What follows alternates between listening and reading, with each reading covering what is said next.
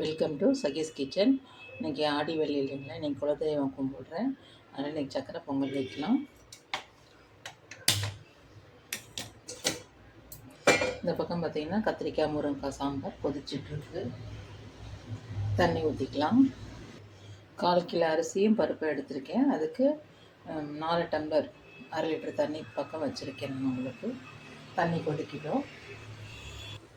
தண்ணி கொதிச்சிட்டு இப்போ அரிசியை போட்டுக்கலாம்.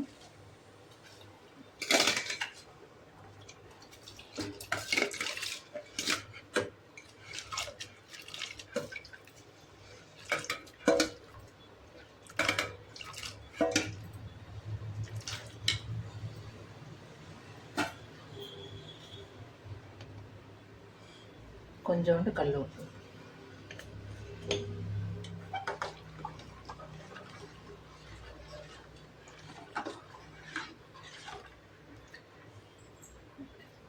இது வேகட்டும். பாருங்கள், தண்ணி நல்லா கரெக்டாகிடுச்சு. இந்த லூஸ் இருந்தால் போதும். நம்ம வெள்ளைப்பாகு ஊற்றிக்கலாம். இப்போ இது 2 டம்ளர் அரிசி இருந்தாலும் நான் 3 டம்ளர் வெல்லம் வச்சுருக்கேன். இது கரைச்சி இதை வடிகட்டிப்போம். நல்லா கட்டியாயிடுச்சு. 2 ஏலக்காய் தட்டி போட்டுக்கலாம். 2 ஏலக்காய் தட்டி போட்டுக்கலாம்.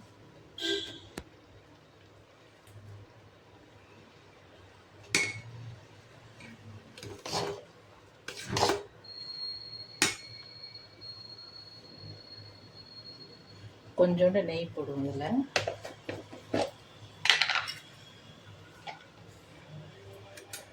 ஒரு ஸ்பூனு. அப்புறம் முந்திரி தாளிச்சு கொட்டுவோம். பாருங்க, வெள்ளைப்பாகு கரைஞ்சிடுச்சு. அதில் ஊற்றிக்கிற வடிகட்டிக்கிறேன்.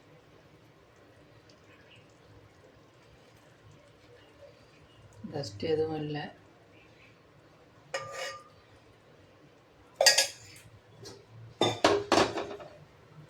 ஸ்லோவாக கிளறி விட்டுவோம். இது அப்படியே ஸ்லோவிலே இருந்து அந்த அரிசியும் வெல்லமும் நல்லா கலந்து ஒரு 10 நிமிஷம் அப்படியே சூடு வரணும். அப்புறம் தாளிச்சு போட்டோம்னாக்கா நாளைக்கு வரைக்கும் கூட நல்லாயிருக்கும்.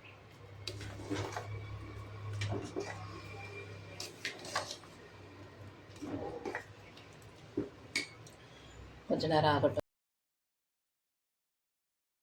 நெய் தாளித்து கொட்டிக்கலாம். இது போதும். இது ஆறின பிறகு அப்படியே கொஞ்சம் கட்டி ஆகிடும். பாருங்கள்,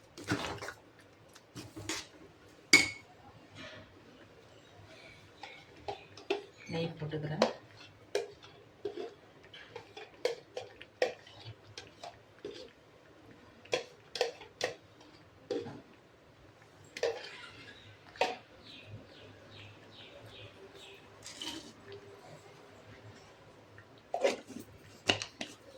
நெய் நல்லா வறுத்துட்டோம்.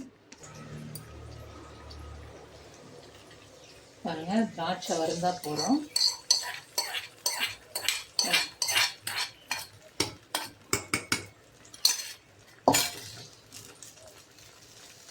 பக்கம் வடை போடுறதுக்காக எண்ணெய் வச்சுருக்கேன்.